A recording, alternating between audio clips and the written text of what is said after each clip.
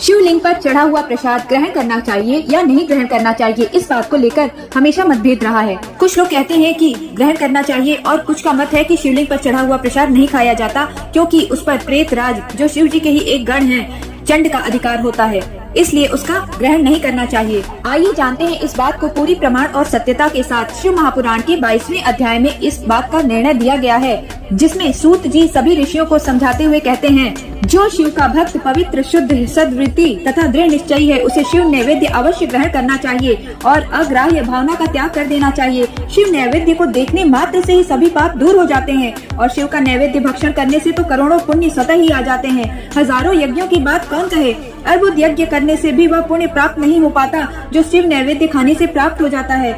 शिव का नैवेद्य खाने से तो शिव सायुज्य की भी प्राप्ति हो जाती है। जिस घर में शिव को नैवेद्य लगाया जाता है या कहीं बाहर से शिव नैवेद्य प्रसाद के रूप में घर आ जाता है, वह घर पवित्र हो जाता है और वह अन्य को भी पवित्र करने वाला हो जाता है। आए हुए शिव नैवेद्य को प्रसन्नता पूर्वक सिर झुकाकर ग्रहण करके भगवान शिव का स्मरण करते हुए उसे खा लेना चाहिए।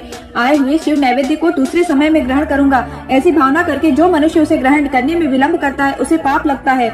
जिसमें शिव नैवेद्य ग्रहण करने की इच्छा उत्पन्न नहीं होती, वह महान पापी होता है और निश्चित ही नरक को प्राप्त करता है। हृदय में अवस्थित शिवलिंग या चंद्रकांत मणि से बने हुए शिवलिंग या स्वर्ण या चांदी से बने हुए शिवलिंग को समर्पित किया गया नैवेद्य शिव की दीक्षा लिए भक्त को ही खाना चाहिए, ऐसा कहा गया है। इतना ही नहीं, शिव दीक्षित अर्थात शिव जी के मंत्र की दीक्षा लिए हुए भक्त समस्त शिवलिंगों के लिए समर्पित महाप्रसाद शुभ शिव नैवेद्य को खा सकते हैं।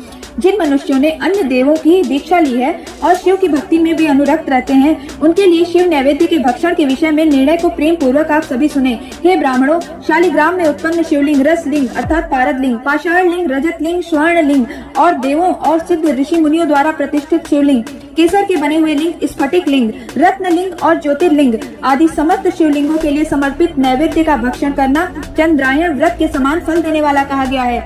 यदि ब्रह्म हत्या करने वाला भी पवित्र होकर शिव का पवित्र प्रसाद धारण करता है और उसे खाता है, तो उसके संपूर्ण पाप शीघ्र ही नष्ट हो जाते हैं। जहाँ चंड का अधिकार हो, वहाँ शिवलिंग के लिए समर्पित नैवेद्य का भक्षण मनुष्यों को नहीं करना चाहिए।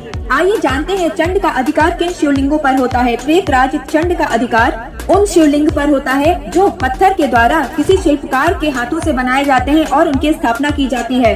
घर में अथवा मंदिर में जो भी पत्थर का शिल्पकार के द्वारा बनाया गया शिवलिंग है, उस पर प्रेतराज चंड का अधिकार माना गया है, अतः उस पर चढ़ा हुआ प्रसाद मनुष्यों को भक्षण नहीं करना चाहिए।